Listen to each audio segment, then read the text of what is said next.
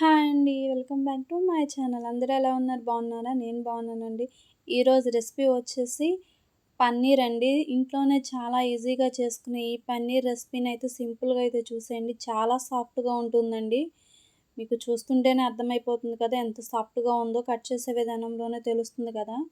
అదే పన్నీర్ మనం బయట తీసుకోవాలంటే పెద్ద కాస్ట్ ఏం కాకపోవచ్చు కానండి. కాకపోతే మనం చేతులతో మనం చేసుకున్నదైతే మనకి చాలా ప్యూర్‌గా ఉంటుంది. అలానే నిలవ లేకుండా హెల్తీగా ఉంటుంది. ఇప్పుడు మనకు కావాల్సినవి 2 లీటర్ల పాలైతే తీసుకున్నాను.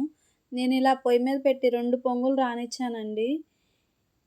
2 లీటర్ల పాలు తీసుకుని గిన్నెలో పోసేటప్పుడు గిన్నెనైతే తడిపి తీసుకోండి. అలా చేస్తే కనుక అడుగంటకుండా అయితే ఉంటుంది. ఇలా 2 పొంగులైతే రానిచ్చేసి ఇప్పుడు మన దగ్గర వెనిగర్ ఉంటే వెనిగర్ కానీ, లేకపోతే ఒక చెక్క నిమ్మరసం కానీ, ఇలా నేను వీడియోలో చూపిస్తున్న విధంగా పాలు మరుగుతున్నప్పుడు వేసుకోండి.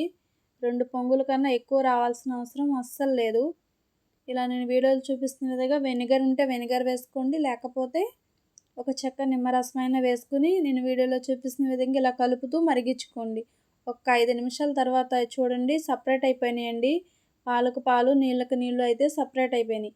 ఇప్పుడైతే స్టవ్ ఆఫ్ చేసేసుకుని వెంటనే ఒక క్లాత్‌లోకి అయితే వడకట్టేసేసుకోండి.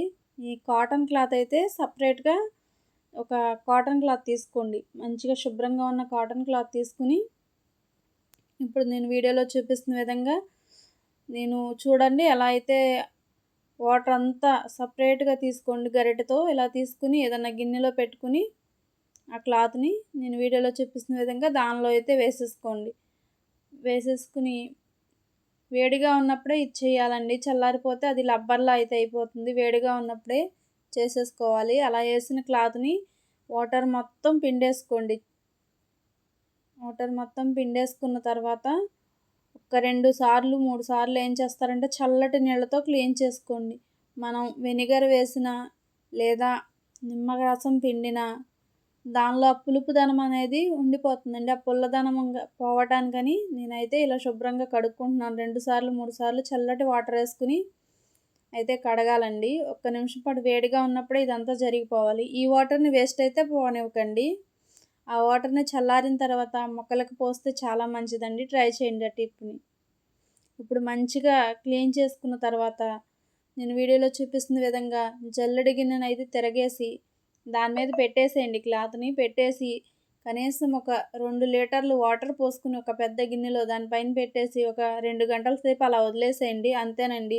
సాఫ్ట్‌గా అయితే మనకి రెడీ అయిపోయిందండి పన్నీర్. ఎంతొచ్చిందో చూద్దాం. 2 లీటర్ల పాలకి నాకైతే 256 గ్రాములైతే వచ్చిందండి. ఇంత తక్కువ వచ్చిందనైతే అస్సలు అనుకోవద్దు. ఇది చాలా హెల్తీ. అలానే దీంతో టేస్ట్ కూడా చాలా బాగుంటుందండి.